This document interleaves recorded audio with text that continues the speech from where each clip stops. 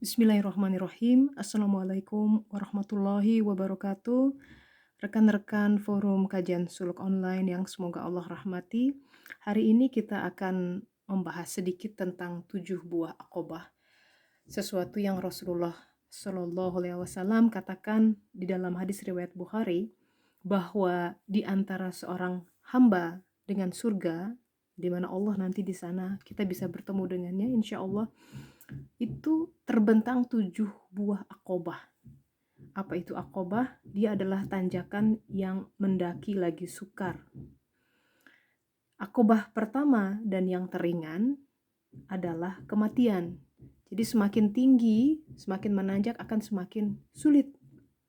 Dan akobah yang terakhir yang merupakan tanjakan yang terberat adalah ketika si hamba berdiri di hadapan Allah Ta'ala, yaitu ketika pada saat yang sama orang-orang yang dizalimi mengajukan tuntutan atas orang-orang yang menzalimi. Nah, ini mengerikan.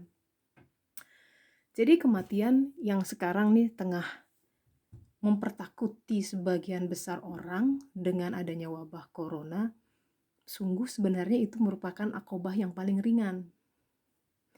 Tapi kalau kita boleh merenung sebentar, kenapa tanjakan itu menjadi sulit? Karena kita harus membawa naik beserta jiwa dan raga kita gitu. Dalam perspektif saya, jiwa itu selalu merindu kepada Allah Ta'ala. Apapun yang datang dari sisinya dia akan langsung sabet tanpa pikir-pikir. Tapi yang malas, yang kurang mau berjuang, yang pengennya tidur leha-leha dan enak-enak, itu hawa nafsu dan syahwat yang tidak lain adalah produk hasil pembentukan anak-anak antara ketika jiwa dan raga disatukan. Tapi bagaimanapun juga, amanah awalnya adalah kita harus menjadi khalifah fil ard. Artinya mendidik si raga ini yang malas, yang bodoh, yang tidak tahu tentang siapa dia. Karena yang tahu siapa Rob adalah Allah Ta'ala. Ingat kajian tentang Al-A'raf 172, di mana di alam alastu jiwa menyaksikan Allah berkata, alastu bi rabbikum, qala bala syahidna, ya menyaksikan engkau adalah Rob kami. Tahu persis jiwa itu siapa dia, dan dia selalu merindukan setiap jejak yang berkaitan dengan Allah Ta'ala.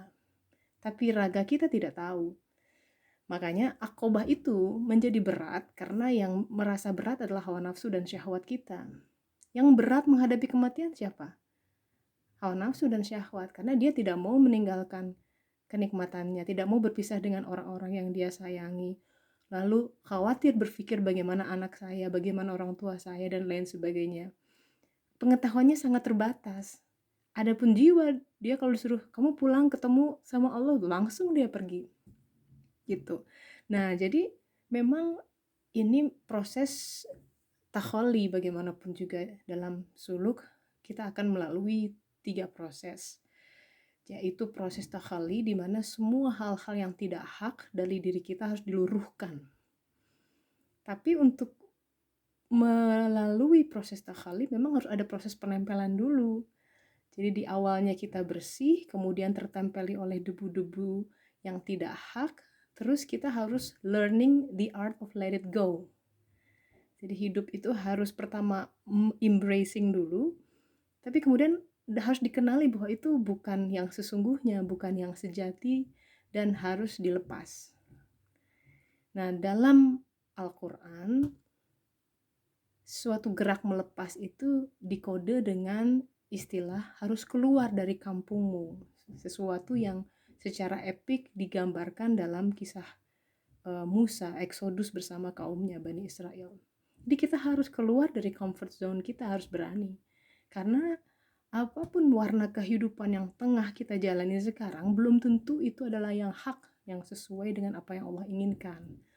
Kadang dibuat berubah semua, tiba-tiba dibuat tidak nyaman di kantor, tiba-tiba dibuat pindah ke tempat lain, tiba-tiba juga pasangan bisa diganti ya, bisa tuh lewat cerai dan lain sebagainya. Itu adalah proses-proses pemindahan kehidupan kita. Selama dari awal kita minta Allah tuntun, insya Allah berubahnya ke lebih baik.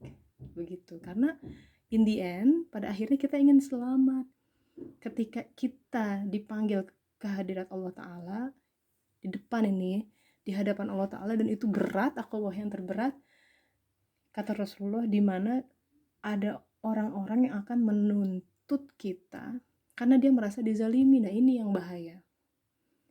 Seringkali barangkali kita tidak merasa menzolimi seseorang dengan perkataan kita, dengan tindakan kita, dengan kebijakan kita, tapi orang itu terasa terzolimi dan tidak bilang sama kita.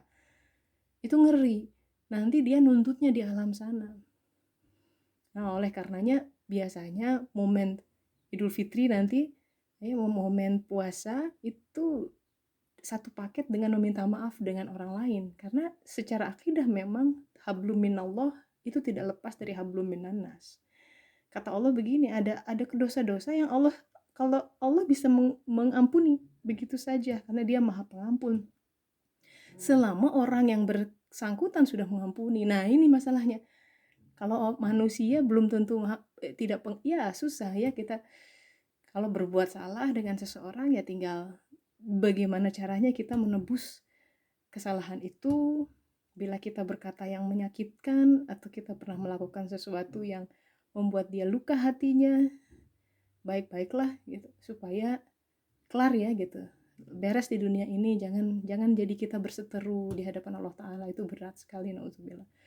Apalagi antara istri dan suami atau mantan istri mantan suami yang masih ada ganjalan, masih ada, ya itu terasa baranya, jangan sampai terbawa ke sana, nanti itu berat, naudzubillah min dzalik.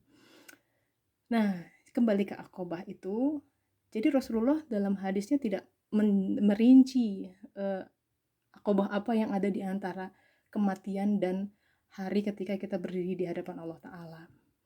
Namun kita bisa lihat ada keterangan lain dari buku Minhajul Abidin karya Imam Al-Ghazali, itu tentang 7 akobah dalam meraih ridho Allah.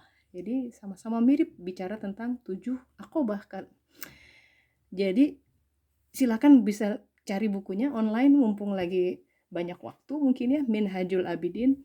Akobah yang pertama adalah ilmu, ya. Beliau sangat berurutan sesuai ya, di dalam Ihya Ulumuddin juga bab pertama tentang ilmu, karena sesuatu hal dimulai dari ilmu. Kalau salah arahnya mau sejauh apapun udah salah. Jadi pertama kita harus tahu betul apa yang kita lakukan. Ilmu, tanjakan ilmu. Kenapa itu merupakan suatu tanjakan? Karena natur manusia itu malas. Ya, kita kalau scroll down berita lebih suka mana? Baca berita gosip atau belajar Al-Quran? Biasanya kalau baca ilmu itu lebih cepat ngantuk. Karena buat hawa nafsu, syahwat tidak menarik. Kalau baca berita-berita yang sensasional, wah, kalau nonton pun bisa berjam-jam gitu ya. Tapi kalau baca Al-Quran 30 menit udah bosan. Nah, itu memang tanjakan. Itu harus jihad.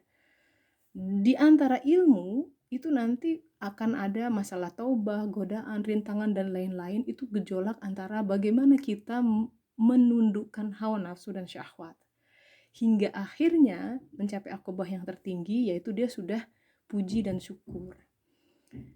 All in all, ini sebenarnya merupakan suatu proses untuk menggodok jiwa, untuk mengubah dia dari nafs amarah kemudian berubah jadi nafs lawamah ya, yaitu jiwa yang mulai menyesali dirinya, mulai nyesel kalau ketinggalan sholat tahajud, mulai nyesel kalau ketinggalan ibadah-ibadah dan kesempatan berbuat baik dan lain sebagainya, sehingga dia mencapai suatu state jiwa mutmainnah.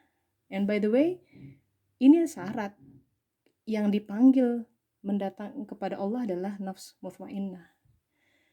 Kenapa dia mutmainnah atau tenang? Sama seperti kalau kita dulu waktu sekolah dikasih PR, keesokan harinya diperiksa. Nah, kalau yang belum mengerjakan PR pasti gelisah, ya toh? Mana dipanggil namanya satu persatu, udah gitu nama kita urutannya alfabetnya A gitu, jadi bakal duluan dipanggil. Wah, makin gelisah dia. Nafs mutmainnah gambarannya adalah orang yang sudah mengerjakan PR, tugas yang diberikan oleh gurunya.